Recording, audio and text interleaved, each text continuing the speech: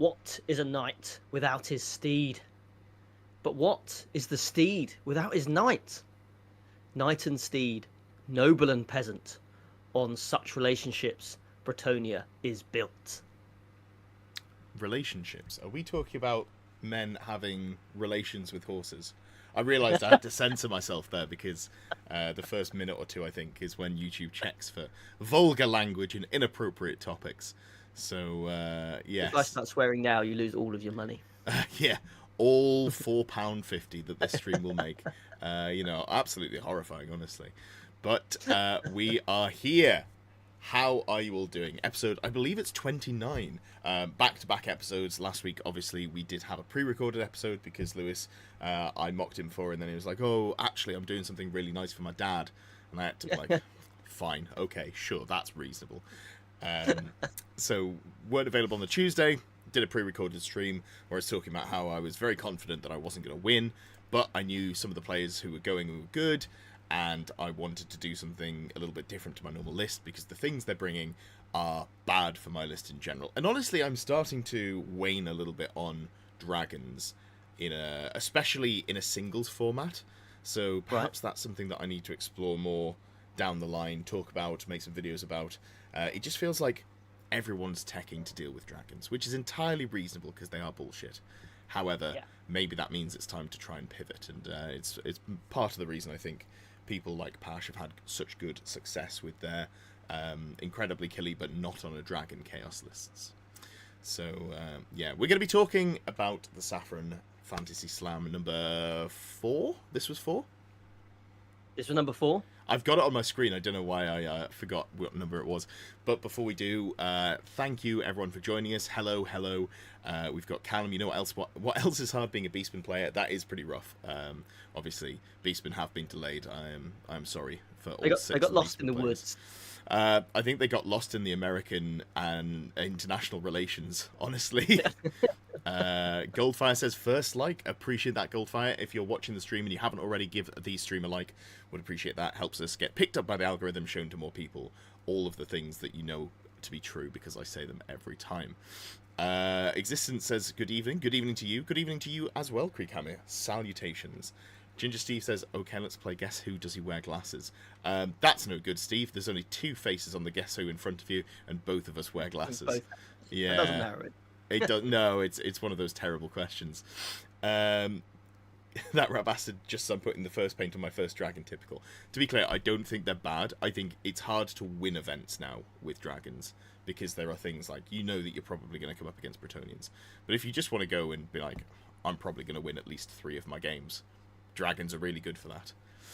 Yeah. James Paints Plastic catching the first stream. Hell yeah, glad to have you, James. Hello, sir. Yeah, and you got us in the background while you paint some plastic by any chance. That is what Warhammer content is best for, I believe. Maybe it's just my not diagnosed, but almost certainly ADHD ass who needs to have 3 things going at once for me to. So you have to be doing multiple things simultaneously. Yeah, well, not playing Warhammer. I can lock in playing Warhammer, but like if I'm painting or something like that, I do need to have a stream open, and then also sometimes I'll play like a turn-based game, like Magic, while I'm doing that, and it just hit all of the stimuli at the same time. I should really lock in this weekend though, didn't you? yeah, God, I did. I had to work for my money this weekend. But yeah, James says Bretonian shields. James, you can't be doing that to us. We need less Bretonian players, not more Bretonians. And Dave's here as well, Ultimate Funk. I did say that I'm terrible with names, but good with faces. So Ultimate Funk Dave, one of my opponents this weekend. In fact, his face will be on the screen later on. It will be live. Not live, no, there'll be a picture of him. We're not just going to drag him into the call, especially given that we haven't asked him. I've got him over here, Ed. He's ready. That's impressive, given that he's actively commenting in the chat. But you know what? If you have fair play, well done, congratulations, and all of that good stuff. So before we go into how the event went proper, give us a brief on how. What the Saffron Fantasy Slam is, why people should go, and who makes it possible.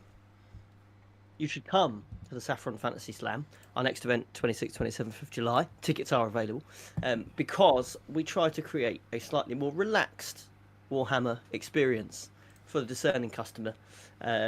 We try and make things a little bit more chilled. We try and steer away from the more competitive side of the game, but still give people an opportunity to play 5 great games of Warhammer. And encourage people to come with a positive attitude, a welcoming attitude, and be conscious of the presence of new players, and try and make an environment that's friendly for new members of the community to become a part of, and hopefully then expand their event going horizons into other much bigger and more competitive events than ours are. You so always I say think that you try to make it not competitive, and then you turn up. well, but it's Ruin it not for just everybody. me. There's always a good number of very competitive players, and Yeah. indeed, when we briefly touched on your 40k, you had some of the best players in the world rock up to your team's yeah. event. So I don't know if you can give that label anymore. I feel like we the competitive player base are ruining your vibes. Well, I think the key is that you can have competitive players at the event, but I have to try my hardest to impart those vibes on them, Hmm. so that they are conscious of the type of event that they're coming to, and the level of terrain that they're going to be playing on, and the attitude that hopefully their opponents are going to have, and the fact that they're probably going to play new players. They're going to be playing people that don't necessarily want to be at the cutting edge of competitive play, and that's actually absolutely fine, and you can have a brilliant weekend just doing that. And I think on the whole, our players do that. That 40k event's a great example. Those best players in the world arguably came along, and they just had a great laugh all Yeah. weekend. That was a weekend they could relax The from the actual grind of 40K attitude competitive of the thing. players, I think, is exemplary. Yeah. I don't know that I would be able to say that people bring less good lists, but the way that people interact, it's definitely one of the friendliest events I've been to. I think Old World in general is very good for friendly Pretty events, chill. Yeah. but I think Saffron Slam is spectacular for doing that well, which is really nice, and I do enjoy going to them, which is good. And I think we had because- this weekend. We had 5 out of 19 of our players were completely either brand new to Old World, or at least brand new to the event scene in Old World. Yes, I So didn't play any that's of them. 5. You didn't. I No, played I a few of didn't. them. I was going to be. You had the choice of matching me into either someone who'd played one game before, or someone else, which I guess would Yeah. sag into our ability to your face. I think I only pronounce it wrong to annoy you at this point. But yeah, so let's talk about the event. So obviously, if you watched the previous episode, you'll know that the list I took was a little bit different. Let's just have a very quick refresher, so you don't have to go back and watch that just to get the list. So the list is a lot of the similar stuff I've been running. Level 4 wizard, silvery wand on a horse in a unit of Illyrian Reavers with the Lawmaster's cloak. So you're most... Oh, hey, my trophies. because I have them here. because I use public transport and I have a very full bag. The last 2 events I have asked Lewis to hold on to my trophies until he comes to Nottingham, because he drives, so it's easier for Lewis to bring me my trophies than it is for Need me to to. transport trophies around. Yeah.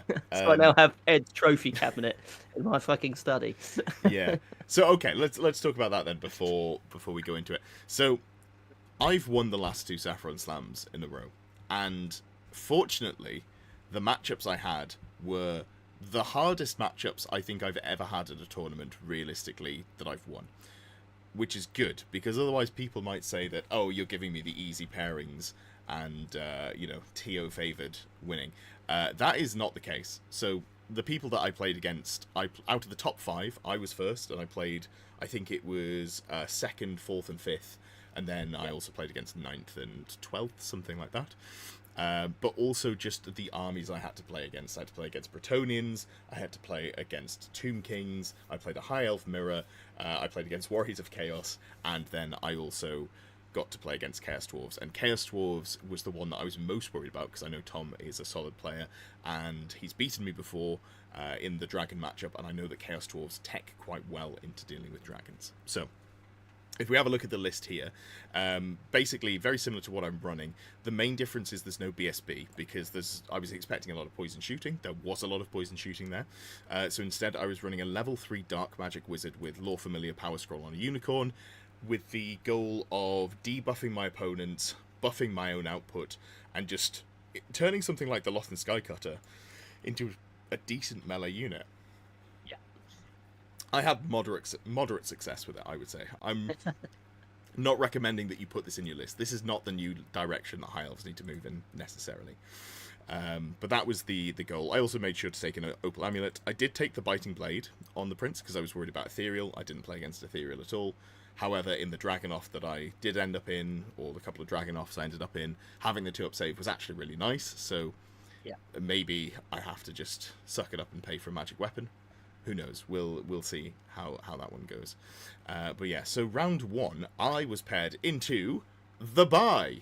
And then you changed it because you don't want to give me a free win, which I absolutely There would have appreciate. been accusations of nepotism going on Exactly. there, I think. So just to really hammer home, not only was there no nepotism, there was the opposite of nepotism, which is good because I'd also rather just get to play games. And I think if you've got someone who's looking to go for the top cut, you probably want to make sure they don't get a buy if possible to remove any accusations of the usual. Yeah, it gave me an opportunity as well to get a game into a guy called Nip, who was probably his 3rd game of Old World ever with his ogres. So he was there with his little one as well, who was sort of getting involved with dice rolls and things like that. So gave me an opportunity to play a very, very relaxed game. Sure. With them. He had a really cool set of charges with his big ogre units into my skeletons and stuff like that, and he found out what Blood Knights did as well, so he hopefully learned some things as well. Yeah. It's pretty rough. But he said he really enjoyed the game, so that's really good. But it gave me an opportunity to play into someone who's completely brand new to the hobby, to the whole system. So that was good. I enjoyed that. Fantastic. I can't remember who I paired you into in response, but I can. Because it's Andy Dalton. Now, Andy's lovely. I have met him before at a TSN Arena event, but I hadn't played him. And you really you lulled me into a false sense of security. You were like, Andy's lovely. He's more worried about completing his bingo sheet than he is winning. And I'm not entirely sure that's true. Andy does love his bingo sheet. Andy's also very good. I got the history of Andy. Back in the days of fantasy, Andy used to be a Masters player, is what I've been told. Yep. I didn't know that. No. That's new information we found out when we went out for a meal on Saturdays, that he turns out he played for Team Scotland for like 15 years. International player, very good. And while he doesn't get to play or go to as many events as previous, still very sharp, I found. Not and was deliberately not taking some of the best stuff, so his list was a little bit less optimal, but his play was good and put the pressure on immediately from turn 1. So it was a very close game. I think it ended up being, let's just have a look here. Yeah, it was an 11-9 win, so it really was close. So Andy was playing, it's called Just Another Snake Cult here. He's got lovely models converted from a mixture of kits, but he uses them as a multi-purpose army between Dark Elves and Warriors of Chaos, and he uses some Tyranid bits in there. They look good. I've got some pictures in a second. So he's got a Lord on Demonic Steed. He's got a Sorcerer Lord on Chariot, a couple of units Forsaken, a couple of units Marauders, 1 ranked up, 1 Skirmishers, a big bus of Chosen Knights, and then some individual Dragon Ogres and a Chaos Spawn. So lots of MSU that you can put pressure down with. And if we have a look at some pictures here, if I just zoom past my dragon, it's a little bit blurry.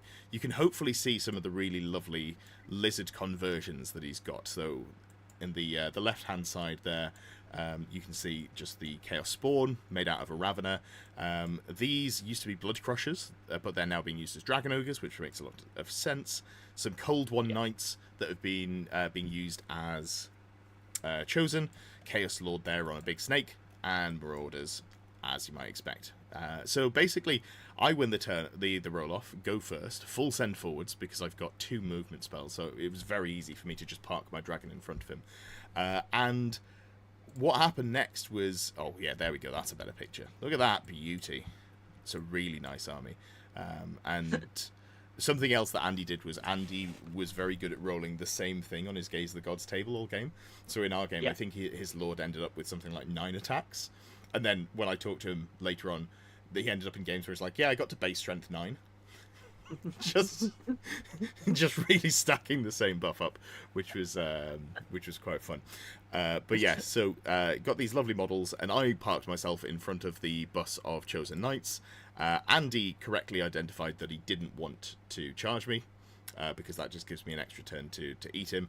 And he sent his entire army past my army, so I think I basically just took pictures. Oh yeah, here we go. So this was at the end of Andy's turn 1, I believe. So you can see everything's kind of just come forwards. He's got his Chaos Lord here in the center, just in front of my Silver Helms, so doing what I've done with my Dragon, which is just making it very difficult for them to get out. And everyone else has just come forwards. And turns out this list doesn't love that sort of pressure. It was on diagonals. I quite enjoy the games that you've put together with the maps where you're playing on diagonals. It just makes the game feel a little bit different. Yeah, but when you're playing on what is effectively Hammer and Anvil, you you struggle when your opponent is very aggressive and can cover most of the board. So it was very close. There was some swings, I think it wasn't the best game that either of us had ever played. But, you know, that's sometimes what happens the first game of a tournament, and ended up warming up, aren't you? Yeah, it ended up being a very close victory. What was the mission on round 1? Because, as you know, I refuse to read mission packs. Mission was my modified version of Breakpoint. That was it, so, yes. Yeah, So diagonal deployment. I did actually get him below the threshold, but I did it on my last turn. His last turn. So because it's only ever counted at the start of turn, the command phase, whenever it is, I didn't actually end up getting the extra points because he wasn't broken at any point up until the last time you would check came up. Yeah. So it was a real nail biter, and that would have been close. But yeah, great stuff. The Dragon ended up having to come back into the middle of the board to deal with everything that rushed past, and then I finally got the Chosen Knights on the last turn, which was good stuff there. But yeah, great game, good way to start. Really taxed my brain. Had to do a lot of thinking round 1, which is enjoyable, but it does make games 2 and 3 harder for sure. So it's already tied. Yeah, came out of that, and then went to, I can't remember the name of it. I should give him a plug. There was a really lovely guy who was running just a sausage stand, because there's a market on Saturdays in Saffron Walden. And I had breakfast and lunch there, and he was a really friendly chap. And he did some great food. Giggly Pig. Giggling Pig. There we go. Shout out to Giggling Pig. Really, really friendly guy. The food was good. The prices were pretty solid. And I went there for breakfast and was like, this is good enough that I'm going to go back for lunch. Was a bit sad that he wasn't there on the Sunday. But yeah, just a lovely chap. So game 1 out of the way. I think a couple of guys went to the bloody fish bar on the market for lunch. There's when you go into the market. That is. They went in for, after I can't remember what they had, but they went to the fish bar and sat. It's one of those market stalls where you literally just rock up and grab a stall and sit, and they just bring fish out. What you mean, like the oysters? Yeah, I was thinking they do battered oysters, they do sushi, they do a bit of everything. Yeah, so that's funny. Yeah, there's definitely some real foodie elements to that market. So they made the most of their lunchtime. yeah, fantastic. All right. So yeah, game 1, went, had a burger, didn't have anything with it, so like no chips or anything. So the big thing that I find at events is you don't want to eat anything that's too heavy, because then by the time you get sort of halfway through game 2, you kind of crash a bit. And I've cut down my caffeine consumption, so I didn't have a caffeinated coffee until I think I just sort of lived on tea actually on day 1. We had a bit of a blowout, a little bit of a disagreement where I swore that you hadn't put a single sugar in my tea. I realised what it was. I think you don't stir the teas when you make them, do they? So I was getting to the bottom of the tea, and I was like, "Oh, that's really sweet." That is after the top stirred bit. it enough. My apologies. It's all right. I can't really complain because you were coming round and bringing me a free tea, just like every 45 minutes or something like that. So it feels a little bit rude to complain. Ed says you've got to keep your gamers lubricated, mate. Otherwise, do not use those words again. That's an illegal sentence, and I will have you locked up. Ed says any soup. I think we can count tea as a soup. It was soup-like in some ways, and by that I mean not at all a soup. So, moving on to game 2. Now, game 2, I was playing against David Gresham, who's in chat, Ultimate Funk. Lovely guy. I have talked to him previously. He was playing at the last Saffron Slam that I was at. We didn't play, but another high elf player, and we had a good chat about things. So, funnily enough, Dave used to run the Biting Blade, and I had convinced him to run the Great Weapon. And then we end up playing, and I've got the Biting Blade, and he's got the Great Weapon. And in the head-to-head, which I normally just avoid, The biting blade actually did better, so I felt a little bit guilty about that one. That poor guy. He's just looking to you for advice, Ed, and you're screwing him at every turn. Yeah, no, absolutely. I've got to give bad advice on YouTube so that when I play people, I can beat them. That's how I got to keep. Ah, you didn't see that coming.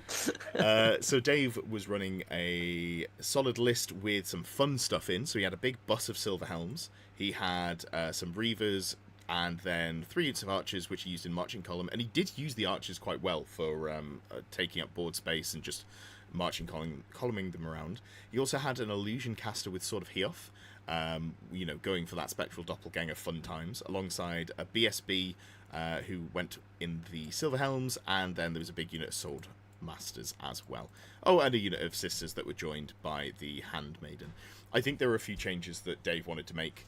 After that, I think the handmaiden, he said, didn't feel super worthwhile running with 10 sisters, and I think there were maybe sword masters, if we're realistic, just come out, unfortunately. As much as I love them, it's very difficult to use them. You're playing the game on hard mode if you take an expensive unit of non-core infantry that you have to protect somehow.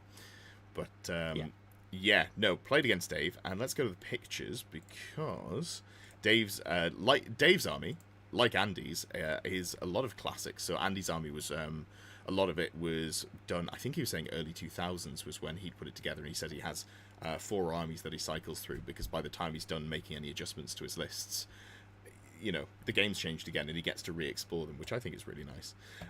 So this is my deployment here, and I ended up on this table for 3 out of the 5 games, which was fine. I don't mind. It's nice to not have to move. And yeah, so that's my army. I'm just deployed, taking up a reasonable amount of space. Was it flank attack, this one? No, it wasn't. What was the mission for this one, buddy? This one would have been... Oh, what's the second mission? Oh, it's the one where you start really, really close together, isn't it? Oh, yeah. You start really close together. We were 12 inches apart. You can see my dragon very close here. I didn't go first. I was daring Dave to put his dragon on the line so we could have some turn 1. Dragon fight from turn 1. Yeah, basically, you can see here, my entire army is deployed just far enough back that no matter what he deployed on the line, e.g. a dragon, he wouldn't be in range to charge me, and his army has done the same. And then if we go to the pictures, Dave says pictures of my ancient stuff hides head and shame. No, it's nice, because a lot of this stuff he said was painted back in the day, and you can see there is a little bit of difference between some of the stuff that's painted more recently and some of the stuff that's painted a little while ago. But I think it's great to dig out those older models. You had a lot of really classic sculpts. You said, these archers here were ones that you got in, I think, one of the starter boxes back in the day. That you've got the old metal handmaidens, which I don't know that I got a picture of over there. But yeah, you deployed quite bunkered in, which I think was the main cause of your demise, because it meant it was very difficult for you to get those big ranked up units out of the way. Also, when we were playing, after we'd done some socializing, you went, we've got loads of mutual friends, I said, what? He goes, yeah, I know Chris Tull. So Chris is the captain of 6++, which is the Warhammer team we're both on. And they're a 40k team. But, we're still on the team, still involved, still wearing the shirt, as you can see. So I took this picture of me and Dave to put in the 6++ group chat, to which Chris said, I hope he's not beating you too badly. Which I love that sort of level of support from my team captain. That's the big thing I'm going for. It was good stuff. Great game, really enjoyed it, and it did end up being a strong victory. It was a 20-0. It's one of those where once you sort of get around the pieces that are hard to catch and get into the other stuff, I was able to just set up some baits, get out of the angle of his dragon, get into the silver helms, eat those for breakfast, then set up into the sword masters. Didn't give up too many points, and it was a nice victory there. Dave says, can confirm, did not beat him badly at all. No, I did get to... I had quite a lot of joy, not because I beat you, but just being able to respond in the group chat sort of 2 hours later, being like, 20 Odin. Suck on that, Chris. So that was the reason for the biggest win. We had a really Fantastic. fun second game because I got to play Nick Boucher. Oh, lovely. Yeah, Uh, with his Skaven. he was running his Skaven, and he did lose his first game, unfortunately. So that meant he got the bye in the second round. Mm, So that means I got to play him, which was really good fun. He had those big units of Plague Monks with Frenzy, yeah. and we both deployed on the line, 12 inches apart from each other. He got first turn, charged basically everything into me, and we just had a combat that lasted 6 turns. Basically, that was it. It was great. That is I pretty was like fun. smashing each other up. My Blood Knights ran around and ate all his warp lightning cannons, Hmm. and then his big block of Plague Monks ran off the board. So it ended in rather a bit of a bit of a deflated moment where his army just fucks off. But well, it was going very well for him. Fantastic. All right, so He going. managed to kill out of my 30 skeletons. He killed 90 skeletons, and I lost them on the last turn.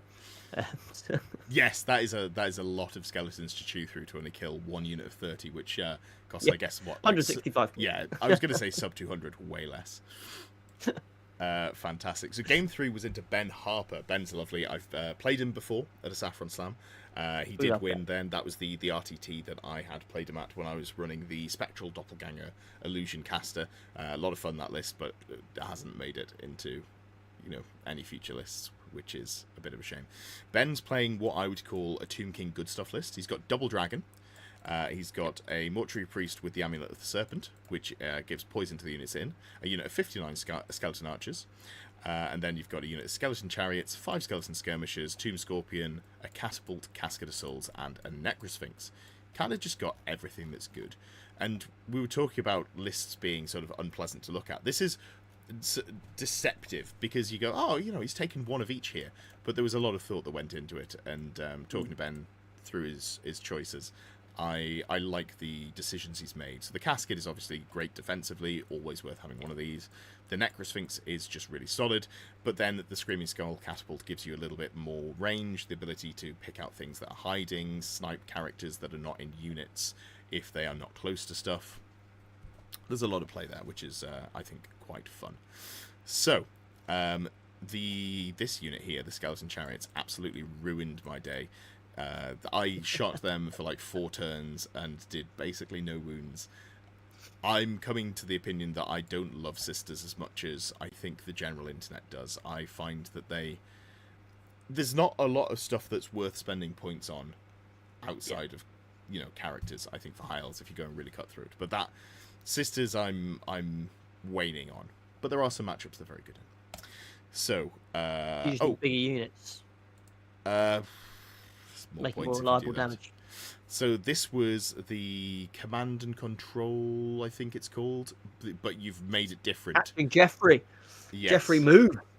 So it's instead of holding a point that is in the center of the board, it's some chap who runs 2d3 inches in a random direction every turn, which is fun. And he did end up skewing in my direction, which was definitely helpful. Because as you can see here, He made like a beeline. Every single scatter dice you rolled put him straight in that's towards not your true. corner. all of the rolls in the later half of the game did. In the middle, like the early mid game, it was sort of towards me, back towards Ben, back towards me. But it did end up favouring me. That is for sure. I can't lie about that. And yeah, you can see this big unit of 60 Scally Boys. If the marker was under that unit, there was no way I was going to be able to dig it out. So I am glad it did go that direction. This is a difficult map for me. Basically, look at all those really nice skeletons, and Ben has won a painting award at a previous event as well. So always a pleasure to play against someone with lovely models. You can see how I've deployed my army. This is a bit of impassable terrain that blocks line of sight, and I've just hid my entire army behind it, basically.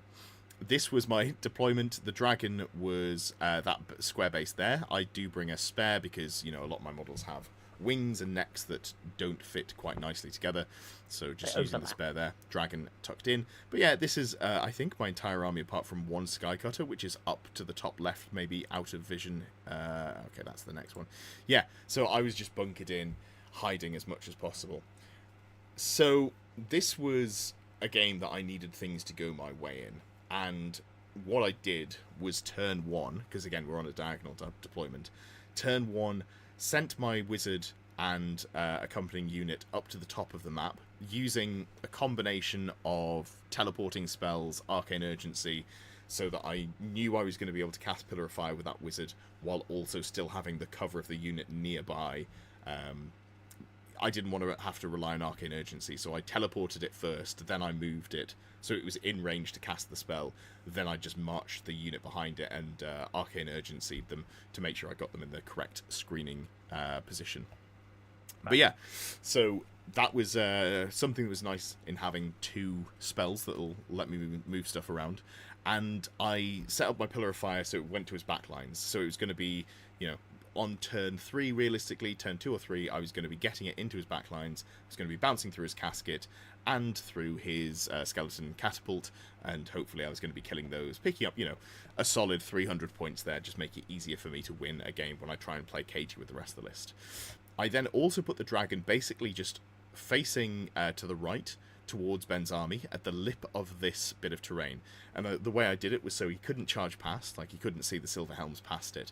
But if I lost combat, I could then, when I give ground 2 inches backwards, these Silver Helms would be able to charge into the flank of the dragon that's in front of them, add to the combat res, just make it so it's easier for me to win my combat. Also, I then had 2 wizards in range. So Ben goes for the bait, charges my lord on dragon with his Tomb King. He fell for your trap. Yeah, he really did. He went in with the Tomb King on dragon and the Necrosphinx. I obviously challenge. The combat actually went pretty well, even despite re-rolling. I've got a 2-up save and good ward save. I end up using my Opal Amulet turn 1 because I really don't want to lose combat and end up running away. That would be awful. So I end up winning combat, but I don't do all that much. I think, he's still got a chunk of wounds left. But it comes into my turn 2, and he's in range to be Vol's Unmakinged, so I get rid of his Armor of Ages. He's in range. Nice. Yeah, he's in range to be Word of Pained, so I turn his dragon down to Strength 5, and turn him down to worse as well. And and then what was the other thing I hit him with? Battle Lust on my dragon, which was so extra attack on the Lord, reroll all my hits, and suddenly. Yeah, I munch through it. The Necrosphinx dies to overkill combat res, and I overrun, and it looks like the game's pretty over because I've just picked up a solid 600-700 points, and it's very difficult for him to deal with. Funny story about Vol's Unmaking in the last round. Dave, your previous opponent, played into Ben, who's one of our new players, and Dave managed to basically strip an Orc war boss completely naked by Vol's Unmaking his Trollhide trousers and then taking away his armor. So this poor Orc war boss is just completely clothless. That's pretty funny. Vol's Unmaking. If you ever have to fight a dragon with high elves, Vol's Unmaking is the way to do it. Because it makes you're not usually going to win the straight one-on-one fights because they'll have a Chaos Lord with like a Warpfire Dragon or something. But what if they didn't have an Ogre Blade, and then suddenly you're like, you know what, I fancy my odds. I'll win that fight now. I've got rid of your most important magic item or 2. Really solid there. I did, like I say, I tried to shoot his chariots for 3 turns, or 3 or 4 turns. You can't see them here. But, over there, they just didn't die. I think I ended up killing them. What basically happened to make it such a close game, because I was looking like I was stomping it, and I probably could have played quite cagey and just ran away from him, but I had a line to, I think it was an overrun into the skeletons, or it ended up being that I could charge the skeletons, but without being Plague of Rusted. So I got in, he ended up doing 2 wounds with the Stand and Shoot, which ended up being pretty horrendous for me, actually, because he only has static combat res of 5 in that unit. That takes it up to 7. 7's the magic number. Yeah. Because the maximum I can get is 1 wound skeleton champion, 5 for overkill, and then 1 for the close order that the dragon brings as well. I then lose because he's got a musician. Always bring musicians. I can't remember if he had musicians the first time we played. I'll have to go back and check. A little bit of me is feeling like he didn't, and I think I may have ranted at him to change them. I'd need to double check that one, but it did cost me here. Every unit. I rolled an 11, and he double outnumbered me, so I fled. And not only did I flee, I was then in vision and I was in range of the caster with Plague of Rust on the dragon, and I was also in vision of the entire unit to shoot me. I only ended up taking 4 wounds because even with the -2 to my armor save, there's only 59 shots there. You know, once you take into account all of the saves that I've got, the 4-up armor save, the 5-up ward, the 5-up regen, it didn't end up being too bad, and I kind of got away with it. And yeah, it just ended up being a little bit of a cage game at the end. Me not giving him the things that he wanted, picking up some bits and pieces here and there. He went for a heroic last gasp at the end, and also my Pillar of Fire couldn't kill anything, which would have made the game significantly easier. So I got very lucky with the positioning of where the Sir Joffrey was, the 200-point victory point unit. But despite my Pillar of Fire going through his casket and skeleton catapult at least 8 times each, I never killed either of them, despite them both being dry as dust. Bouncing. It was driving me nuts. Doing nothing. It was driving me absolutely nuts. Like, it was bad, man. It was bad. Anyway, but we don't have to talk about that because that was the end of day 1. And yeah, great games. Really enjoyed all of them. But I knew that day 2 was going to be difficult because the 2 hardest matchups for me list-wise were probably going to be the ones that I played against, which was Tomb Kings and Bretonnians. We did go out for food, which I was so hungry. So I think it took up until 30 minutes in when we got our food for me to actually start remembering what happened. How was the evening out when we went for food? Because I was just kind of in like, I need food. My brain's turned off. Yeah, you were in full-on hanger mode, I think. Oh, I really was, yeah. Like, feed me. I wasn't angry, but I was struggling. They brought the starters out quite quick, which was good. So you'd at least had some chicken satay before. That was good. I enjoyed that. Before it all kicked off. But no, it was good. We went out with a couple of the guys. It was 9 of us in the end, wasn't there? So yeah, it was a good number. A couple of new guys who'd never been to an event before, and then a couple of the old hands as well. So that's how I found out that Andy is an ex-Team Scotland player and ex-ETC player and international player. So that was I was like, oh bloody hell, Andy, because he's played me at the Saffron Club before, just in the pub, and beaten me handily. So I don't feel so bad about that now. Good. Yes, it is nice to have an excuse, eh? And the food's nice as well. I was saying to one of the guys afterwards, there was a guy with us had a peanut allergy. Yes, and they actually care about it. You never know with some restaurants, do you? When you tell them that someone coming has got an allergy, and you need to be really careful because, like, I don't actually want any of my players to die at one of my events. That would be really bad, just in general. Think of the paperwork. And some restaurants you can tell are quite good at it, and some just suck. And actually, it's a Thai restaurant, so you immediately think, oh, they cook everything in peanut oil. This is going to be a disaster. But actually, they're really, really good. So I always feel quite comfortable saying that whatever kind of dietary issues you've got, it doesn't matter. They'll find something that works. So yeah. And he survived, I think. Chris, very friendly, good service, food was nice. Yeah. No complaints. Callum saying Ed is anti-rice, went to a curry house and did not order rice. This is correct, and that's because I find that like a curry plus rice plus naan is too much food. I don't need that much food. So I normally just don't bother with the rice and I'll just have the naan and the curry. And then I was wondering why he was saying that, because I was like, oh, I didn't have rice. I was the only person at the table not to have rice. I had noodles instead. Yeah, that's fine. Thus, the conspiracy begins that you're now anti-rice. Anti-big rice. Is fine. Yeah. No, I have no strong feelings on rice. It is okay. I think rice is it's a hard thing to have strong feelings on, if I'm honest. Yeah. Yeah. I have got a rice cooker I need to dig out, actually. And I do like flavoured rice. You know what? No, I do like rice. I'm a big fan of rice, but only if you do something interesting with it. You know, stir fry, something like that. Yeah, I got bullied into having rice by the lady that runs the restaurant, and definitely didn't eat it. Because I'd got a curry that was like a potato and cashew nut curry with mushrooms and stuff like that. So it already had carbs from the potatoes, so I ended up with double carbs and couldn't finish it. Yeah. So didn't need the rice, but there we are. Yes, it did end up being unnecessary for you, but yeah, sucks to suck, I guess is the... supportive as always, exactly what you can expect from your co-host over here. But yeah, good stuff there. Lovely. Perfect. So that was that. I went home, and it was very fortunate that I'd come down the night before, and had plenty of time to socialise with your lovely wife, who I do enjoy talking to, because by the time I got home, and it was only like 9 o'clock when we got to yours, because you're, fairly near to the restaurant, I was like, I'm really sorry, I've got to go lie down. I'm tired. Oh yeah, because the pair of us are both old men woken up in the middle of the night, hadn't we? I need to get up for a wee. Yeah, mine's better in that mine's self-inflicted stupidity. But see, speaking of self-inflicted stupidity, if you haven't already liked the stream, I would appreciate if you click that like button now that we have picked up a little bit. Does help get picked up by the algorithm and shown to people even as a video after the fact instead of just the live stream as well. So mine was, this is not the first time I've stayed at yours. I knew it was warm. You've got a fan in your room, which is great. So when I went to bed, I was just like, I'm going to put the fan on. I'm going to lie with that pointing at me. Fantastic. I love a cold room in general. In the winter, I have my window open. All great stuff. 2 o'clock in the morning, I wake up because I'm bloody freezing. I'm like, all right, well, I should have seen this coming, shouldn't I? I've got a fan pointed at me.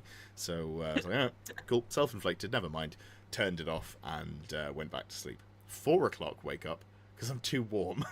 Roasting. yeah, because it's really hot. It's the top floor, collected all the heat, and then being, the large brain individual I am, what I did was I found a middle ground. At that point, I turned the fan on and pointed it not quite at me, so I was getting the best of both worlds. And then I slept through perfectly, and I adapted that technology to the second night as well. So I did manage to sleep correctly, which is good because we were both, by the time we got back at 9 o'clock on Saturday, we were both just like, God, ready for not having to socialise. It was one of those situations where I was like, as soon as you said it, I was like, fucking yes, disappear, because I want to go to sleep as well. Perfect. I'm glad. It's it's so draining. Anyone that's been a TO will know, but you have to, honestly, because you obviously want everyone to have a really good time. Yeah. So you're like hyper focused on trying to be as positive, as friendly, engaging as possible. And I'm generally quite a positive person, so it's not like it's a big leap for me to be able to do that. But it's to But you're be responsible like for the running of the thing going well, so you've got to be on at all times. Exactly. So you've got, and you've got to have the safety side in mind and all that sort of stuff as well. So it's like you have that from 8 in the morning till we got back at 9 o'clock at night. Yeah. So 13 hours of that, and obviously I played games as well because we had an odd number of players, so I was playing all day. So it's like you've got to fit your games of Warhammer in. Make sure that even though you're running around doing teas and coffees and drinks and stuff like that, the person you're playing is still having at least a vaguely engaging experience with a player. Yeah. And obviously being that positive, make sure the dinner's all sorted, make sure everyone knows where they're going, make sure everyone's out, make sure the stuff's. It's just So by 9 o'clock, I'm just dead to the world. Yeah, absolutely. Perfect. Andy says, fellow Nottingham Old World gamer here. Hello, Andy. I'm sure I'll bump into you at some point. Just started High Elves. Can you summarise their strength, please? You put that in a good time, because normally we'd be mid-conversation and wouldn't be able to pick up something like that. But why not talk about High Elves at the High Elf event in between day 1 and day 2? So quick summary is Dragon. The Dragon's really good. The mobility's good. They've got really good spell casting. They're a good battle magic caster army. Other than that, they're a good jack of all trades army, I think. None of the units they have outside of their characters are particularly incredible in one aspect, but you can do things quite well. So, Sisters are obviously a good shooting unit. You can skew very heavily into them. I'm definitely moving away from that being a playstyle I want to go with, but even just taking 6s with a magic item like the Bow of the Seafarer, the Ruby Ring is, reasonably point sufficient. I'm a big fan of the Lothran Skycutters. I think they're very good. Silver Helms as a core choice are fine. Illyrian Reavers are okay. I think, they're just pretty decent, and they do have good magic items as well. That's definitely worth pointing out. Maybe like a T4 Death Star is the next thing for me to dive into with the elves, because that's an interesting bit of space that I haven't fully explored. So we move on to day number 2. And I was playing against Tom. Tom is also ex-international. I want to say he played ETC for Poland. Apologies if I forgot that wrong, but I definitely talked to him and at the previous event about his having played internationally. International career. Yes. So, solid player. and Tom is playing Chaos Dwarves. In fact, let's just look at the list first. So this list is very different, and he was trying some things. The main thing is this unit of 23 Infernal Guard with Blunderbuss. And by the time he was playing me, he was saying, they don't actually do very much damage. They are good points now, and I respect that, but they don't actually kill all that much. And I found that in my game as well. They do provide combat res, which is an issue. So he had his General, which is a level 4 in Lamassu, who was Law Familiar Elementalism, so no Storm of Ash, which is a big strategy that Chaos Dwarves lean on, and then Armour of Meteoric Iron, so it doesn't immediately fall over, although it did. The Infernal Seneschal on a Great Taurus, so that's a T5, I think 6 wound behemoth. He's got the Lamassu's Beard for a 5-up ward save against shooting, a 6-up ward save in combat, and that's an aura that applies to the army. You know, pretty tanky here, 3-up armor save if he wants the hand weapon shield. It's 5-up ward against shooting, 6-up ward in combat, really nice. Then you've got the requisite Orc Warboss on Wyvern. This is a really solid model. This is the thing that causes my army the most issue. It's, you know, got a single 5-up ward, it's got a 2-up armor save if it uses the hand weapon and shield, because the Trollhide Trousers as well, got a 5-up regen, and the Effigy of Mork gives it -1 to be hit, which means with its weapon skill 7, a dragon and the Lord on top only hitting it on 5s, which is not great. Other than that, a couple of units of infantry you have to take, and then the Bull Center Taurox, which are 360-degree skirmishing swift stride characters with great weapons, T7 because of the double mantle of stone, charm shield getting them up to a 3-up armor save, and a single 5-up ward as well. So really difficult to deal with, although charm shield being their armor save, it didn't matter, but I did Vols on making one of the charm shields, which did get it down to only a 4-up armor save and got rid of the ward save. So that is, you know, nice. That's a nice angle you can go for if you're playing High Elves. So as you can see here, this was flank attack. I had deployed my flanking forces on the right hand side. Tom had deployed his flanking forces on the right hand side. There's a Wyvern there, and then also behind there were some Black Orcs, and I want to say something else. Maybe it was just the Black Orcs and the Wyvern. But he'd hidden pretty heavily, didn't want to give me any easy turn 1 charges. And then I went first and plonked my dragon just basically right in front of that brick. It was a little bit more centrally, actually, so around here. And what I'd done is given him a long charge with the Wyvern, the ability to charge with the infantry, although if he'd gone for the infantry charge, I may have run away as well, because the static combat res there. And then also his BSB was able to see me on the Taurus there as well. If I zoom in, you can just about see it up here. So set that up. There we go. Really nice models. Tom was one of the nominated best painting votes as well. Has Tom won a best painted at your event yet? He's not won one, no, but he came in on Saturday morning, having painted until I think he said 2 in the morning, and started painting again at 5:30. So he'd had a grand total of 3 hours sleep to get the army finished to a standard that he was happy with, and I think it's paid off really well. I think it was really, really good. Picking best army this time was so hard. It's always so hard at old world events. Yes. There was Nick, the ogre guy I played in the first game. His ogres were amazing. Luckily he could only do 1 day, so he wasn't there for the second day to get nominated. The nomination's a little bit easier because you had less good armies to deal with. Yeah. So as you can see in that photo, you can see paint Tom's on his hand covered in paint. So this was the less paint hand as well, I think. If you look at his other, so this was the Sunday, yeah. So this was, you'll be looking at that and going, oh, is he not washed? Paint. If you use your hand as a palette, you'll find that paint does not come off easily. Does not come off. Yeah, so this is actually post-wash because it was a lot more vivid when I was sat opposite him for dinner on the Saturday. Yeah. But this is the situation I described, where I'd basically set up, and he's measuring out how far his dragon, his Wyvern is. I think it was a 17 or 18-inch charge, and basically he declared a charge with the Wyvern and the BSB on Taurus. The Taurus giving obviously a lot of static combat res. It would be a flat 3. He went for the charge, and he got in with the BSB, and he failed with the Wyvern, which is, you know, optimal for me. So I'd set it up so, you know, I was looking to go for a flank charge to add some combat res. When he charged me with the Wyvern, I'd try to make it so I was in a good situation if he came forwards at all. I was trying to just bait him out, and if he went for too much of, like, if he charged me with the infantry as well, which I think might have been difficult to get in, looking at it from here, actually. Maybe I run away, but... Yeah. So the BSB gets in, and this is something we talked about after the event as well, or after the game. He used his general on Lamassu to stop the BSB from giving ground, so he parked it directly behind. You'll see over here, there's some sneaky gits that he could have done that with. So what it meant was, his turn 2, because he charged me, his turn 1 in fact, I kill his BSB on Taurus. I just rip through him. A dragon will kill a T5 monster without too much issue. And I think doing the 6 wounds that I did is not even particularly a spike when you've only got a 3-up armor save and a 6-up ward save.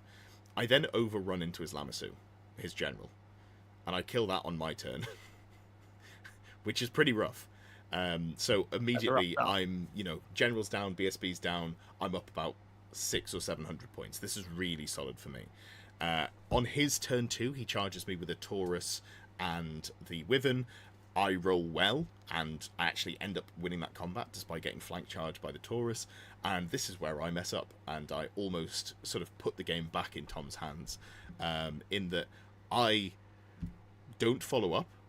I put Battle Lust on myself, so, I reroll hits, and I'm like, cool, I'm going to go in.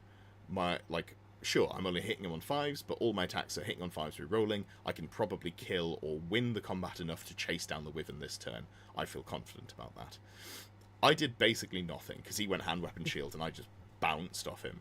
I rolled, poorly there as well, but, that's how dice go. You've got to factor in that as a possibility. He then charges me in the flank with the Taurus and the front with the big unit of Infernal Guard, wins on combat res, from the angle that I'm fleeing from the Infernal Guard, because the Infernal Guard are sort of over here. I sort of flee over his Taurus. I don't flee off the board, but we do measure it out. I'm like, cool. So if you roll a 4 with the Taurus, you catch me. Weirdly, he manages to catch me with the Taurus. What that turns into, after I give up a lot of points in the center here, because it's not only an expensive character, it's my general, I give up a lot of my threat, and I give up a lot of my ability to score points. So the rest of the game basically turns into me using movement spells, trying to outposition his slower army than mine, picking up enough points with some shooting. At the end of the game, I do kill a Taurus with a 1-wound Taurus that's hiding on the rock over to the left, over here, just to the left of this hill. Kill it with a Pillar of Fire, because he's managed to hide it from me, and I fireball off one of the 6 remaining models in the Infernal Guard squad there. So I get a quarter points of that unit, and that ends up leading to a very small 12-8 win, which is, I pull it back. I almost snatched defeat from the jaws of victory, which I'm glad I didn't do, because that was, realistically, the turn that I didn't go for the Wyvern. I should have just killed the Tauruk and then run off the board, and then come back on the turn after and been out of the Wyvern's charge range, and just sort of gone, okay, I'm going to eat the big unit. You can either try and catch some of my models, and I've got Arcane Urgency, so you probably can't, or you can spend your entire game turning that model around so that my dragon can't safely go into your big unit. And that would be a bigger win, a 16-4, something like that. And it would just be a smarter way to play. So I got a little bit caught up in the moment when I was like, I was really worried about this matchup. I thought this was going to be one of the hardest ones, and I've got this huge early lead. So that's... overexcited. Is that the only time we lost the dragon this weekend? I believe so, yes. Yeah, I'm usually pretty... So, in the matchups where you can lose a dragon, I'm usually pretty respectful, so I will make sure to put it in spots where it's not at risk, and then in other games where you just know that it's safe, that's where you disrespectfully park it in front of your opponent's unit of Silverhelms, for example. You're like, what are you going to do? Not in charge, Arc your dragon. But yeah, good game, really enjoyed it, and that was coming into the final round. I was the only undefeated player, which meant I knew that I only had to get a draw to win, which is good because there were 3 options. I could either pair into Bretonians, Renegade Lizardmen with loads of skinks and, poison shooting, which actually would probably be difficult for me, or Warriors of Chaos. Now, Warriors of Chaos would have been my favourite choice there, and it was Chris, Exported Champion on the Discord, who I have played against before. Lovely chap, really nice guy. I'd have been very happy to play him, but not only just because his army was the easiest of the 3 for me to beat, but I did end up playing into Ed Adlard. Ed is really lovely, and I had talked to him previously, but I hadn't played against him. However, Ed is a Bretonian player, which is a moral failing as far as I'm concerned. However, he's one of our locals. He's lovely. We love it. He's really nice. He is really nice. He is playing Bretonians, though. So Ed He's playing a nice Bretonian Ed list. went on a 10-game winning streak that was only broken by another Bretonian player with Exiles, and he wanted to do something different. He was playing Grand Army, and this is fortunate because I think I'd have really struggled to beat him if he hadn't just been trying out some other bits and pieces. Keep in mind at this point he's 3-1, so even though he's trying out some more fun stuff, the Illusion Prophetess here with the Heartwood Lance going for the Spectral Doppelganger, he's still winning almost all his games, which is very solid. So he's got a Duke with the Yoga Blade who's going to run around and kill things. He doesn't have the Killing Blow character, which honestly I'm not super worried about in this list because I have got the 2-up ward save, and I have got the ability to, you know, destroy their items. So if they've got the Paymaster's Coin, for example, I can potentially turn that off, or I can get rid of their Grommel Great Helm so that they've got less of a save, and it's easier for me to try and kill them in one round of combat once the ward save's gone away. Yada yada. There's lots of angles for me to try and deal with them in this list. I also have good shooting, and he also doesn't have the Falcon Horn, which is really nice for me. So BSB wise, we've got a War Banner Royal Pegasus with the Grommel Great Helm, really tanky here. We've got a Duke who is very killy, and then we've got the Prophetess. All of them are on Pegasus, and there are 2 squads of Pegasus Knights here. One with the Banner of Shalons, so no standard shoot, which actually matters into me, and then one with the Blazing Banner. A little bit of tech because he knew he was probably going to be playing against Troll Horde. That's a regular at Saffron Slam, so he was like, oh, what if I come up against Troll Horde or Undead? It makes those matchups much easier. And then he ended up playing into Chaos Dwarves, where the Blazing Banner is actually a disadvantage, which is quite funny. It is the one game he lost. So he also had a couple of units of Knights of the Realm, and then 30 Peasant Bowmen, who very, like, over time, killed, I think, 4 of my Illyrian Reavers. Basically, over 4 rounds of shooting, just shot one model to death per turn, and I couldn't make any ward saves even though I had Oaken Shield up, which was slightly terrifying for me because that is in this matchup the only defense I have against his shooting. These are the models though. Ed has a really lovely Bretonian army. Really like what he's done with the bases as well. This is a great photo. You can see how vivid they are, and really nicely painted as well. Ed's fantastic, really good player. Him and Ben, both 2 players that I'd be happy to see going for Team England nominations next year. Talked to both of them about whether they were interested. Not that I have any say in the hiring practice, but just I think they're both lovely lads. Have got a good attitude and are both very good. So that was the. Is there an expectation that they would take on trying different armies to be able to get in? I did recommend. They're both very focused on one army. I did recommend that more to Ben. Because obviously we've got Scott, who is who's very much a Tomb King player through and through. I think our Bretonian player is a little bit more flexible about the armies he plays. But you know, Ben was looking at various armies, and I think it depends how things shake up in the next year for Bretonians as to whether or not you need to change off those. But by the by, lovely chap, good at the game. That was sort of where I was going with it, and. Because I haven't got any pictures, it's a little bit harder to play this one out. But basically, because I knew he was going second, I set it up so my dragon could threaten the entire right flank, meaning that he couldn't push forwards with his Pegasus Knights into that side. And then I just spent the entire game giving him difficult choices and going, which of the points do you want to pick up? Because all I needed to do was force a draw. And it got a little bit dicey, honestly, because I had a pretty awful turn 3, I think it was, where he had 5 Knights of the Realm left, and I put my entire army into shooting them, and I think I killed 2 models. If I kill those Knights of the Realm, that's like 200 odd points. I pick them up, suddenly it's like a 12-8 points lead for me. I can just bunker in the corner. He has to play more aggressively. When your opponent has to play more aggressively, you have the option to catch them out, basically, and it makes that, you know, getting the victory much easier. They survived to the end of the game, and it ended up being that I had to scrape points. So it was only just a draw because I managed to pick up a unit of peasants. Sorry, but yeah, it was a good game, and we ended up actually not bothering to play turn 5 because we measured out. I was like, okay, so I've set this up so everything here can just run into the corner with your 20-inch move, and then your 19-inch charge. You won't mathematically be able to catch anyone. And I didn't even bother trying to scrape any points on that turn, which is a little bit boring. But you know, when you're going for a draw guarantees you victory, it's the safer thing to go for. And that Yeah, was because the you got to event. gamble and risk a whole lot on just that. Yeah, if it's earlier in the event, I'm pushing for a win every day of the week. But because it You was need the to, last yeah. round, I'm like, "Oh, sure, we'll just take the draw that I know.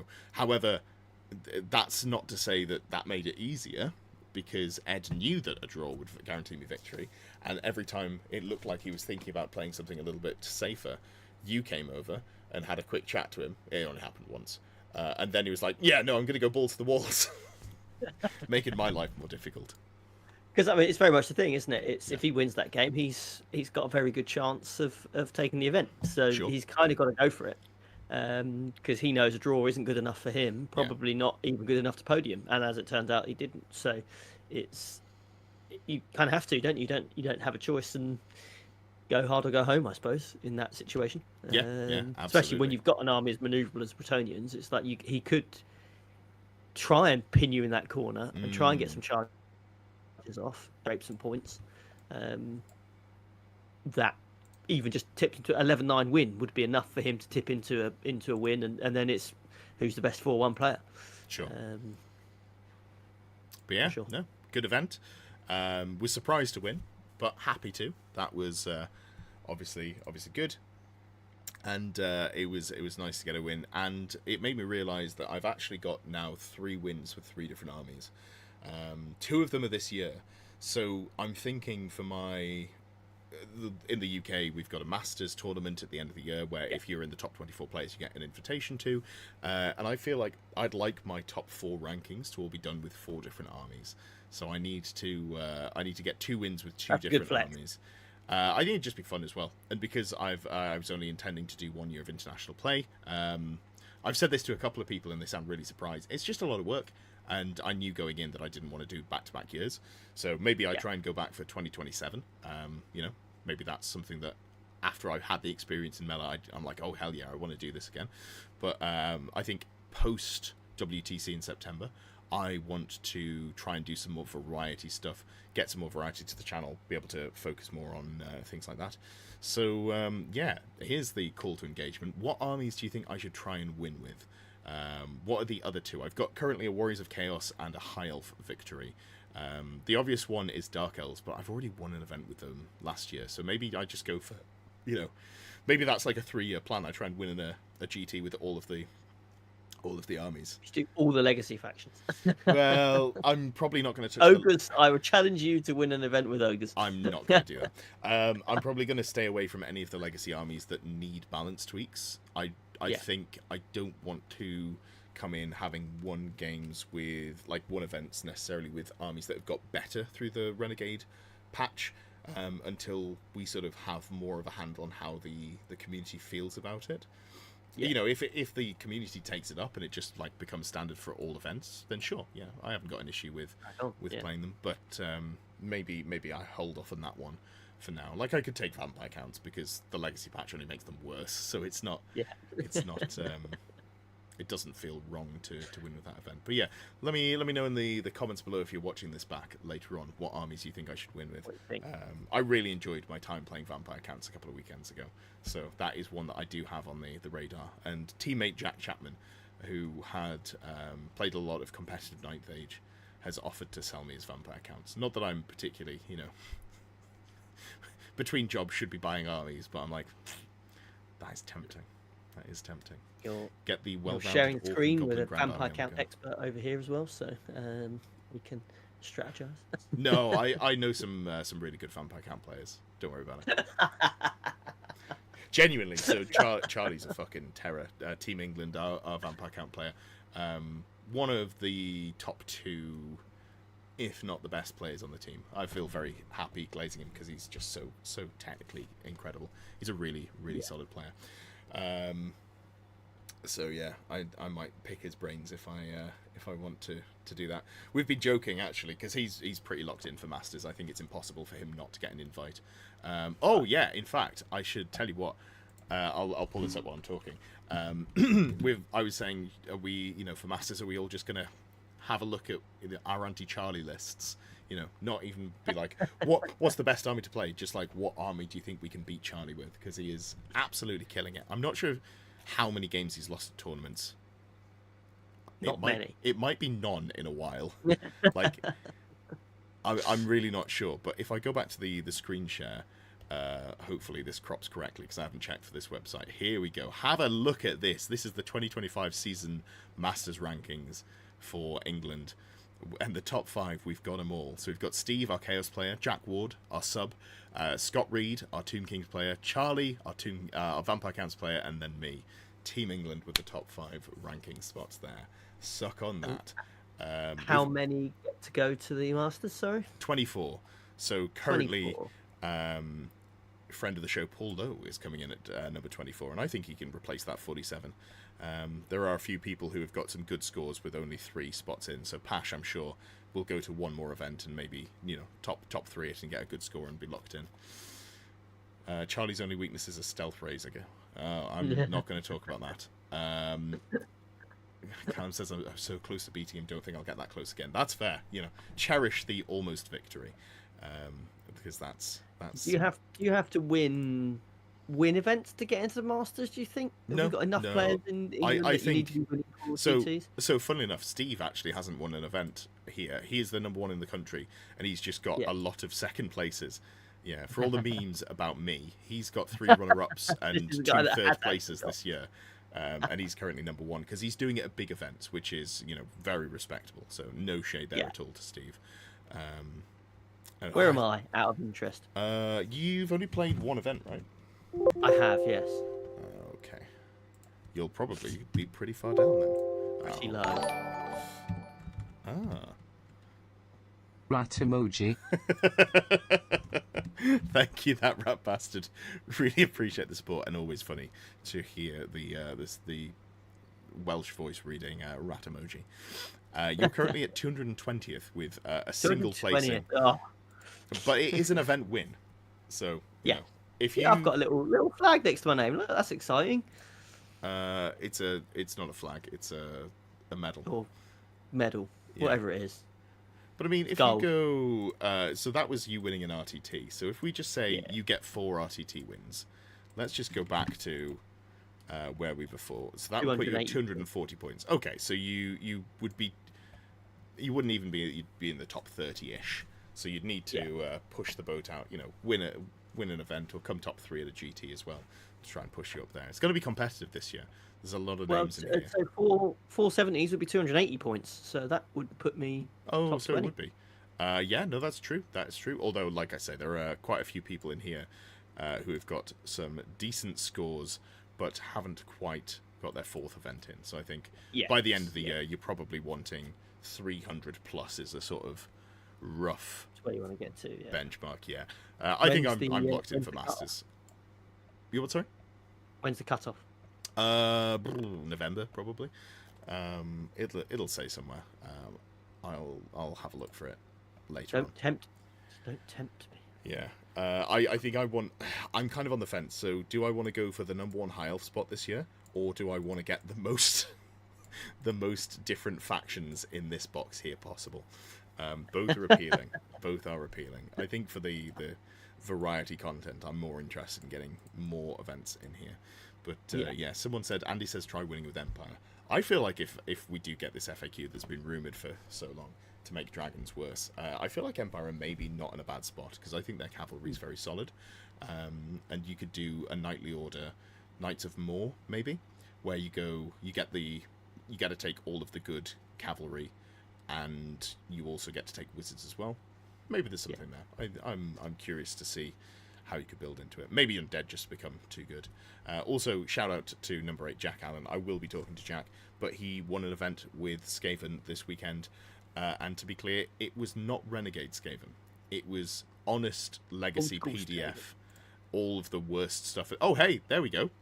He's in chat as well. Ed, you're forgetting another army you've got. That's the challenge. Yeah, I could go for a Skaven GT win. I think the problem is I don't know that I have enough time left in the year. I feel like if you throw enough mud at the wall, I could probably get there. But I think it would be a real challenge, for sure. And I'd hate to get a 2nd place. That would be pretty horrifying for me. Perfect. So that takes us to the end of the event chat. but we do have something else to cover. Before we go on to the pack that I told you about that I'd be covering, is there anything you want to talk about? Wrap up the event? Anything else?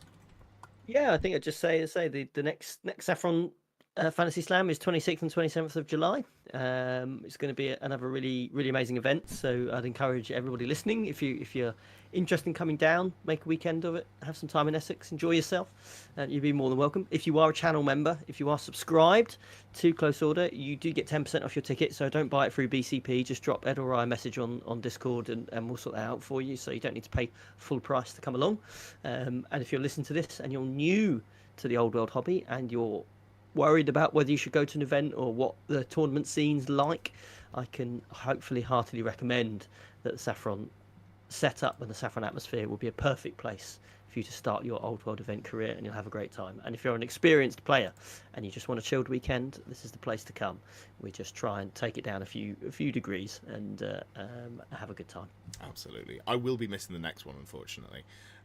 So someone else will have a chance to win it if that was going to be putting you off. But it is my birthday weekend, and my brother's getting married a couple of days beforehand, and it's also a Team England training weekend. So I think I'm already only going to be hitting like 2 out of the 3 of those, so I can't add another thing to my my ledger there. And then maybe... for next time, Pip has requested. Pip is the Lizardmen player who came this weekend. Came third. Congratulations to Pip. Yeah. Which weirdly we had exactly the same podium as we had last time. You, Tom, and Pip. You and Pip obviously on different armies to what you were last time, but yeah, he's requested a Lizardman trophy next time. So I showed the trophies earlier. You won your High Elf trophy and your Dwarf trophy. We're going to have a Lizardman trophy next time. So we've got some designs in the pipeline, which I'm very excited to be able to share. One, then? I've got a Dwarf. I do have a Dwarf, don't I? You've got a Dwarf and a High Elf. If Infantry become good, I want to play Big Bricks of Dwarf, so I'll be using that trophy as a unit filler. That's for sure. Yes. Tom, one of our locals, he won the wooden spoon last time, and he has his wooden spoon trophy. Took it off the big triangle plinth and just has it as the square, because the square is actually 50mm by 50mm. Yeah. So it fits perfectly into his dwarf Longbeard block. Amazing. So he has the big wooden spoon as a big unit filler for his Longbeard. Are all of the plinths 50 by 50mm? Not necessarily. So your High Elf one is on a circular plinth. Oh yeah, that's okay. I can base that. That's not a problem. Your Dwarf one is on a square plinth, and I think that is 50 by 50. But I'm not 100% sure. It's the wooden spoon, definitely is. But... That's fine. I'll measure them out before I take a hobby blade to them to take them off the stand. But yeah, no, I'd love to use those as unit fillers. I think that's a really cool idea that he had. Cool. Also, if you've got any podcast questions, didn't put it in the chat to ask any, but don't put them in Discord, just whack them in the chat and we can get to those. But there's also the Open Order Summer Sesh that we need to talk about. Now, there has been interest in a Close Order online tournament, the way that like Square-based online tournament has been, similar stuff to that. And I said, yes, I am interested in running one of those, but it's not something that I can take on right now until realistically after Mela, WTC. I've got my hands full on all of the things that I'm doing. So Callum and Jordan, 2 channel members, got together to write an unofficial official pack. So this is, I'm not running this. They are running it through the Discord with my blessing. So that's the disclaimer. There isn't any prize support or anything like that for this. As it says in here, it's meant to be a bit of fun, and there is no greater honour than coming second. This is mostly a great way to get games with people, talk more in the community if you want to, all of that good stuff. And I'll probably make some Discord channels that we can all have some shit talk in, as we did with the S-Bot shit talking channel. That was a lot of fun as well. So let me just go back to the screen share here. As you can see, there is a rules pack, so we're just going to go through because I haven't had a chance to look at it. So let's have a quick review of it. If I can just zoom in here. There we go. So the Open Order Summer Sesh is a league running from the 1st of June to the 31st of August, so 3 months where participants play 2 games per month at 2,000 points with standard army composition rules. It's meant to be a bit of fun, no greater honour than coming second. How to join. Be on the Close Order Discord as a channel member of any tier and capable of playing 2 games on Warhol per month. And either at More Beastman Rumours or at Jordan G in the League channel to say you wish to play in the Summer Sesh. This Discord name may change, so if you at off switch as well, just in case Callum does change his username, because it does swap. It did used to be more Dark Elf content, then more Dark Beastman content, and now it's more Beastman Rumours. So we'll see what it ends up as, but that's unimportant. So you message them. I'm not running it at all. Do message them with any questions or concerns. Anyone can join at any point, but won't be added to active players until the next month. I think this is a really good way of doing it. So if you're midway through June and you'd like to join, simply message in the League channel and sign up for July's to August games. I think this is great. Given that it's not like a, you have to win all 5 of your games for it to be worthwhile. This is more like a friendly, casual thing. I think this is a really good way of doing it. No, because they ain't getting more rules for now. Yeah, that's true. League structure and army. So it's normal army construction. So it's 2,000 points, rule of 3, because that's pretty standard, and then rule of 6 for core. This is not in every pack, but it's also seen often enough that I think this makes sense. And the Renegade pack will be in effect for this league. Cool. I need to work out whether I have time to play, but I think I probably will, and I will maybe try one of the Renegade armies. Maybe that's something that I'll mess around with if I do play myself. You'll be able to change your army list once each month, and army list submission will be during the last day of the month. Submission 31st of May. Upload your list to the League List channel in a text format. Fantastic. I'm assuming that you'll be able to change your army list once per month. Is that so it'll change for the start of the next month, or can you just change it between your games? I'm not sure. Pairing for the first 2 games will be random. After pairings will be done as best as possible, following a Swiss pairing system, i.e. winners play winners. This makes sense. Mercenaries are allowed, allies are not. This all makes sense as well. Playing your games, pairings are up. Contact your opponents and arrange a time to play ASAP. If you can't play, just notify your opponent. They will be counted as a loss for both players if no effort is made, but can be counted as a draw if both players agree. If there's a divisive where one player is just not making any effort and the other one is, I guess maybe that could be counted as a win, but that would have to be done on a case-by-case basis, and I'm not the one adjudicating, so I shouldn't give my... Warhol can take longer to complete than regular game. It can, but that's only if you're not used to Warhol. Play by intent and ensure good sportsmanship. All good stuff here, just, the standard play how game should be played, but it's nice to see it written out. Are you proud of me, by the way, Lewis? I'm reading an event pack. This is why can't I get you to read mine? Get me to do it on stream. Do it for the content. And scenario 1 is open battle A. Oh, I think these will be using the square-based tournament. Square-based ones, aren't they? Yeah, and they're in Warhol, so nice and easy. So basically, scenario 1 is open battle A. Scenario 2 is command and control B. Scenario C is open battle C. I guess there's going to be 6 games, so I'm not 100% sure how this maths out. Are you going to be adding more scenarios, or are you just going to be going 1, 2, 3, 1, 2, 3, Callum? And then it's just a straight win-loss draw at the people relevant, and they'll put it on the tracking sheet, and they're using official games FAQs. Feel free to message on Discord, and if available, it'll help. Green light can only appear from very natural terrain, so hedges, fields, and stone walls do not count. Basically, can come from woods, but there's always 2 woods on the square-based packs. Each month is a different mission. Oh, so you'll play 2 games on each mission. Okay, that makes sense. Iron Spike do not give you Killing Blow or Monster Slayer. Vanguards are before rolling for first turn. TMP is wholly within. Earthen Ramparts does not prevent impact hits and stomps. And Skin Wolves are the only models affected by the warp form. Characters that join are not affected. Cool. Everything on there seems pretty sensible. I approve. I give my blessing for this. Obviously, as I say, I'm not running this, but it is done with my blessing, and it will be done through the Discord, and I will create some channels. So for this to work, if you are a channel member, you'll need to have the correct tag on Discord, because I'm going to put it into the VIP section of Discord. So if you are a channel member, if you have subscribed as a member on YouTube, but you don't have those permissions on Discord, or if you're just joining Discord for the first time, there is a needs role channel. So please do tag me in there, let me know what your YouTube name is, and I will apply the correct role on Discord, and it'll open up your ability to see things. In fact, maybe I will put it in the VIP section, because this is open to the Fanatic tier members as well. No worries. Don't worry about that. But if you do support me but don't have a tag on Discord, do post in the needs role section. Yeah, that looks good. I'm excited for this. And 2 games a month, I think, is a really reasonable level of time to put in there. There is also some thought about whether there are some oh, you've gone dark. There is some thought about whether or not I will do some streaming for the games, or some commentary over them.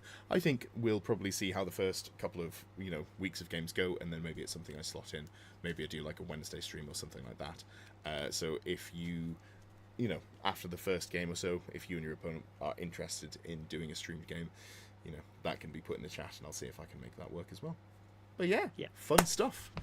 Yeah, looking forward to it. I'm hoping I can be one of those players that can join halfway through, because June, most of June, I'm on my honeymoon, so I won't be able to make June games happen. But I'm hoping that if they'll let me join in July, I will be ready. They absolutely will. It's in the rules pack. So you'll be absolutely fine to do so. Hell yeah! What do you think you're going to play? You're going to play something different? I'll probably use the vampire list that I use in real life, just so I can keep practicing it, so that if I do go to some events, I am as practiced as I can be with it. Now there's a Masters to shoot for. I think it's a good list. I think it is. Yeah. I played one game of Bretonians at the weekend and did pretty well, but that player had not played into vampires before, so I probably had an advantage there just through their lack of knowledge on how vampires work. So I want to get some more games in with it, basically, so I can practice against a variety of opponents. So this feels like a good opportunity to do that. Seems reasonable to me. Hell yeah. Perfect. Well, thank you all for watching. This has been the Close Order